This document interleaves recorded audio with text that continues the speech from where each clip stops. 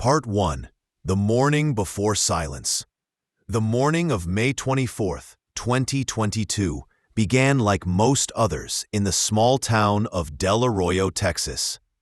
The air was already warm, and the sun had barely climbed above the low rooflines of ranch-style homes scattered across Magnolia Street. You could hear lawn sprinklers ticking, birds chirping in the mesquites, and the occasional bark of a dog from a fenced yard. In the kitchen of house number 1648, Elena Cruz flipped pancakes while her 9-year-old son, Mateo, sat at the table in his school uniform, swinging his feet. "Do I have to go?" he asked, chewing the edge of his syrup-drenched fork. Elena smiled. "It's the last week of school. 3 more days. But we're not even doing real stuff anymore. You're doing pizza parties and kickball tournaments. Sounds important to me." He grinned and finally took a bite. Elena loved mornings like this. Normal, quiet, just her and her boy. Ever since her husband, Marco, had died in a highway accident 4 years earlier, it had always been just the two of them. Mateo didn't remember much about his dad, but Elena made sure to keep a photo of them fishing in Falcon Lake framed in the living room. After breakfast, she packed his lunch, turkey sandwich, a juice box, and the oatmeal cookie he liked from the Corno Bakery. Before he left, she knelt down and hugged him like she always did. But that morning, she held on just a second longer. Mateo's school, Del Arroyo Elementary, was 5 blocks away. A red brick building with a wide front lawn and a mural of smiling cartoon animals along the outer wall. Parents lingered at drop-off. Teachers stood by the gates with coffee mugs and clipboards. Elena, who worked part-time at the local clinic, had the day off. She considered going home to fold laundry but changed her mind. Instead, she decided to help out at school. She'd volunteered to hand out popsicles after recess. A small, simple thing. Something that would put her closer to Mateo, just for a little while. She had no way of knowing it would save his life. Part 2. The first shots.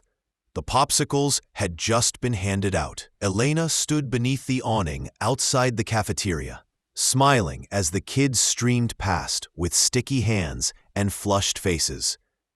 She spotted Mateo near the back of the line, grinning ear to ear, cherry red on his lips.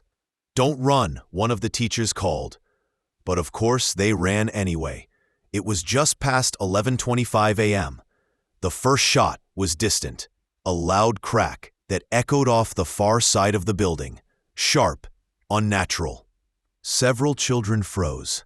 A few laughed nervously, mistaking it for fireworks. Elena looked up, instinctively scanning the sky. Another shot rang out, then another. This time it was closer. The children screamed. Teachers shouted. One pulled the fire alarm. Another yelled into her radio, voice cracking. "Lockdown, now!" Chaos erupted. Children ran in every direction. Some dropped their popsicles and bolted back toward the building. Others stood frozen in place, crying. Elena's eyes darted toward the sound. North wing, near the 4th grade hallway. Then she saw the figure. A teenager, no older than 17, dressed in black, rifle in hand.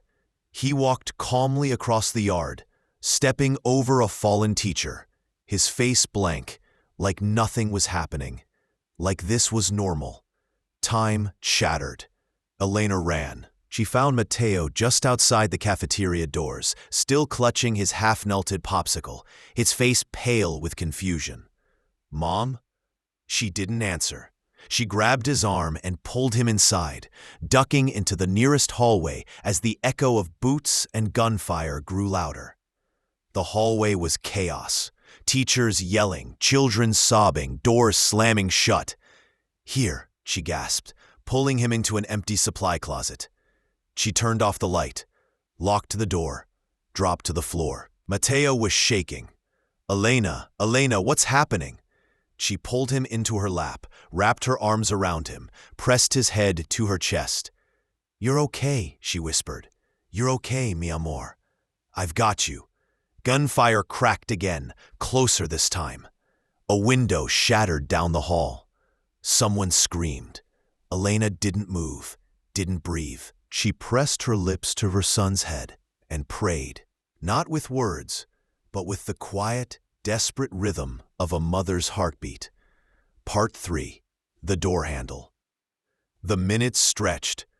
Inside the small supply closet, Elena could hear every breath her son took, every whimper, every crackle of plastic from the popsicle stick still clutched in his hand. And outside, the hallway echoed with screams, pounding feet, then silence. Too much silence, and then the slow creak of a door opening. 1, 2, 3. Elena held her breath. A voice, not a scream, but a low moan, floated in from down the hall. Then came the sound of the rifle again. 3 shots, then 4 more. A child cried out, then silence again. Elena's arms tightened around Matteo's body. She felt his heartbeat hammering against her ribs, and then a sound that stopped her own heart cold. The doorknob, turning, once, twice, then rattling harder. Someone was trying to get in. Elena pressed Matteo's head lower against her chest, shielding him with her body. Her mind was a blur of prayer and instinct. Please, please not this door. The knob shook again, a hard, deliberate twist, and then a shot. Boom! The metal of the door groaned, but didn't give. It was locked, solid. Another shot. Dust rained down from the ceiling. Matteo gasped. Shh, she whispered, lips against his ear. Don't move. And then, silence. Heavy boots stepped back, and the shooter moved on. It felt like hours before help came, but it was 17 minutes. 17 eternal minutes. When SWAT officers finally burst into the building, Elena and Matteo were still huddled together in the dark. The door flew open with a bang, and for a second, Elena flinched, unsure if it was help or death. But then came the voice. Ma'am, you're safe. We've got you. Elena stepped out into the hallway, blinking in the harsh light. Bodies, blood, bullet holes in the walls. One child's backpack lay torn open, crayons spilled across the tile. She clutched Matteo tighter and walked through the nightmare, silent, alive. Part 4. After the silence. In the days that followed, the small town of Del Arroyo became the center of a national tragedy. 19 children, 2 teachers, all gone. News vans crowded the streets. Strangers left teddy bears and flowers at the school gate. Flags flew at half-mast. But for Elena Cruz, the noise of the world didn't matter. She was still trapped inside the silence of that closet. Matteo didn't sleep the first 3 nights. He lay curled beside her in bed, his small fingers clutching the hem of her shirt, like letting go might make the world collapse again. He didn't speak much. He didn't eat. He just listened, to the creaks in the walls, to the faint hum of the refrigerator, to the ghosts only children can hear. On the 4th day, a counselor from Austin came to their home. Elena almost didn't open the door, but she did. The woman's voice was calm. She said things like, "Your body remembers even when your mind wants to forget." She asked Matteo to draw. Anything he wanted. He drew a red door, and behind it, his mother, arms spread wide, shielding him. Elena cried when she saw it, not because it was sad, but because it was real. Because even at 9 years old, Matteo understood. He wasn't just lucky. He was saved. Weeks passed, then months. Matteo returned to school that fall, at a new campus, far from the old building. He still flinched at loud noises, still asked to sleep with the lights on. But he smiled more. He played soccer again. He laughed when his friend Leo made fart noises during lunch. And one night, as Elena tucked him into bed, he whispered, "Mom?" "Yeah, mijo." "Thank you for saving me."